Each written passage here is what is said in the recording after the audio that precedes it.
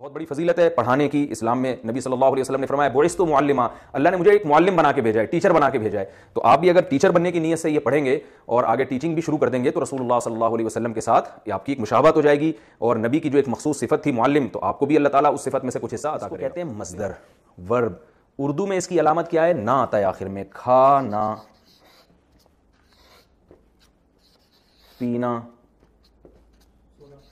سونا, ٹھیک ہے نا, یہ نہیں کہہ سکتے ریڈنا. تو انگلش میں اس کی کوئی علامت نہیں ہے. اردو میں علامت ہے کھانا, پینا, سونا, یعنی آخر میں نہ آ رہا ہوتا ہے. عربی میں بھی کوئی علامت نہیں ہے. جیسے ضرب, ضرب ایک لفظ ہے, اس کا معنی ہے اردو میں مارنا. اب یہ ایک خاص وزن ہے اس کا, لیکن بہت سے الفاظ ایسے ہیں جو کسی اور کوئی اور ڈھانچہ ہوگا ان کا, یعنی اس کا اسٹرکچر جو ہے نا, کچھ جو شیپ ہے کچھ اور طرح کی ہوگی. جیسے جمود, جمود کا معنی جامد ہونا. جامد ہونا یعنی کسی چیز کا جم جانا. کہتے ہیں نا طبیعت میں جمود بہت ہے, جامد ہے.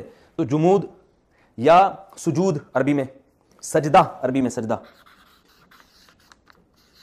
اس کا معنی اردو میں کیا ہے؟ سجدہ کرنا. لیکن عربی میں کیا کہتے ہیں؟ سجدہ. بس سجدہ کا معنی ہی سجدہ کرنا ہے. تو اب دیکھیں یہاں ضرب یہ کسی اور شکل ہے, سجدہ یہ الگ شکل کا ہے. تو عربی میں مصدر کی کوئی شکل ہوتی نہیں ہے. اب سوال یہ پیدا ہوتا ہے کہ قرآن میں آپ کو کیسے پتا چلے گا کہ یہ مصدر ہے؟ بھئی یہ کنفیوژن ہو گئی نا کہ یار جب کوئی مخصوص شکل ہی نہیں ہے تو ہمیں کیا پتا چلے گا قرآن میں؟ قرآن میں آپ کو اس طرح سے پتا چل جائے گا کہ جو افعال ہیں نا, یعنی جو سینٹنس آئیں گے قرآن مجید میں, ان کی خاص شکلیں ہوتی ہیں. تو جو سینٹنس نہ ہو اور اردو میں بھی استعمال ہو رہا ہے, تو میں شروع سے بات لے کے چلتا ہوں. کھانا, پینا, سونا, مارنا, یہ اردو میں علامت ہے نا الف, نون الف نہ آتا ہے. لیکن عربی میں اس کی کوئی خاص علامت نہیں ہے.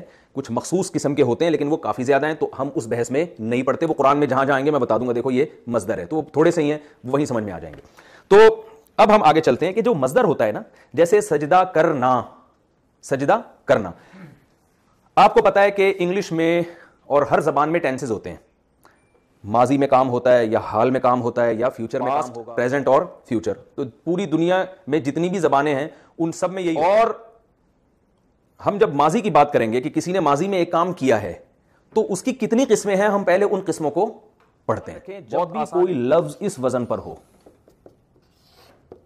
ضربا, یعنی پہلا لفظ پہ زبر, دوسرے پہ بھی زبر, تیسرے پہ بھی زبر, تو اس کا معنی کیا ہوگا؟ ایک مرد ہے جس نے پاسٹ میں ایک کام کیا, ضربا, اس نے مارا. کیونکہ اس کا جو مصدری معنی تھا وہ مارنا تھا. اب مصدری معنی یاد ہو جائے گا آپ کو. مصدری معنی کا مطلب یعنی جس کا ورب تھا اس کا اردو میں ترجمہ کیا تھا؟ مارنا. تو مارنا تھا. تو جب مارنا کے لفظ کو یعنی ضرب کے لفظ کو اس فارم میں لے کر آئیں گے نا, پہلا زبر, دوسرا بھی زبر, تیسرا بھی زبر, تو اس کا ترجمہ کیا ہوگا؟ اس نے مارا. لے بھائی قرآن مجید کے درجنوں بلکہ سینکڑوں الفاظ حل ہو گئے. کیا مطلب؟